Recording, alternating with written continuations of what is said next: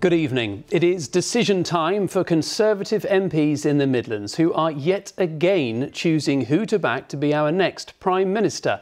Some see Boris Johnson as their only hope of climbing back up in the polls, while others think only the former Chancellor of just 3 months ago, Rishi Sunak, offers the stability the country needs. Well, candidates to succeed Liz Truss have until 2 o'clock on Monday to gather the support of 100 MPs to run.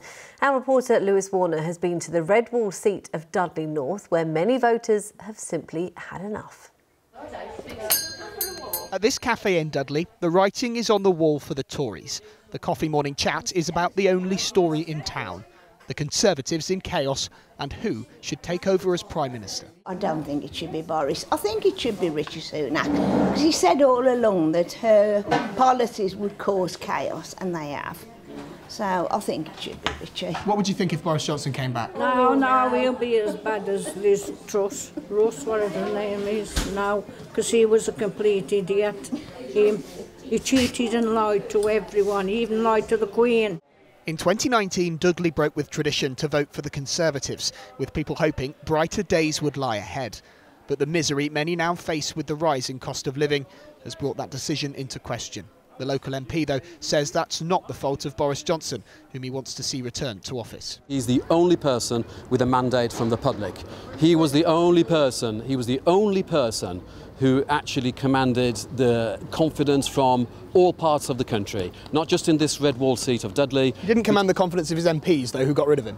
That was the Twitter sphere who then ultimately influenced so MPs don't have a backbone. Decision. Sorry? MPs don't have a backbone, they can't stand up for a number of them don't, and a number of them fell into camps that actually wanted to see other people as Prime Minister. Isn't the real reason you want Boris Johnson back as Prime Minister the fact that you owe your seat to him, and you're fearful that, again, if he's not Prime Minister, you might lose it? I think it's absolutely certain that my job is on the line. The election timetable is tight. On Monday, Conservative MPs will vote. If 2 candidates remain, members will vote until Friday, which is the latest a result could come. But that gives any Prime Minister very limited time to influence the so-called Halloween budget on the 31st, which in turn could influence the next Bank of England interest rates decision next month. Last time, Tory party members rejected Rishi Sunak and didn't even have the option of voting for Boris Johnson. This time, the pair could be the only 2 on the menu, with much less time to decide. Well, Lewis joins us in the studio now. Lewis, what have we heard from the possible candidates today? Well, not too much. It's important to say at this stage we've not actually heard from many MPs to confirm they're actually running. Commons leader Penny Mordaunt has confirmed that she is. Others have been coming out in support of who they want in the top job. Of course, the big question everybody wants answered, for good or bad, is whether Boris Johnson will try and stage a comeback. He's reportedly returning from a holiday abroad. If he does get here, he will face stiff opposition. Remember, it is his own MPs who got rid of him last time, and initially at least it'll be down to them to say whether they want him back. Now, the magic number any candidate needs to reach is 100 MPs support to continue. At the moment, it looks like Rishi Sunak is on around 60 MPs. The former Prime Minister, I should say, Boris Johnson, on around 40 MPs, and Penny Mordaunt on around 20. But of course, that is changing all the time. It is, but Lewis, what is the general feeling amongst our Midlands MPs about who they want to lead the party? Well, here in the Midlands, we've already had a flurry of MPs announce their support. They will initially, in the end, want to unite around a candidate, but at the moment, they're not sure who. Let's take a look at some of them. Joe Gideon, Stoke-on-Trent Central MP, is backing Rishi Sunak. Gavin Williamson, South Staffordshire MP, is also backing Rishi, alongside James Morris, Hales Owen and Rowley Regis MP. But Wolverhampton North East MP, Jane Stevenson, is backing Boris Johnson, along with Sean Bailey, the West Bromwich MP.